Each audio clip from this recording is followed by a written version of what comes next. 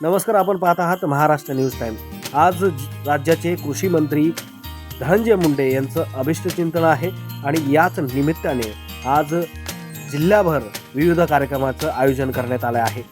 त्याच अनुषंगाने आज बीड जिल्हा रुग्णालयात अविनाश नाईकवाडे यांच्या सानिध्यात नवजात बालकांना बेबी किट देण्यात आले आहेत। नवजात बालकांच्या मातेंना देखील सन्मान देत या बेबी किट देत आज धनंजय मुंडे यांचा वाढदिवस साजरा केला जात आहे।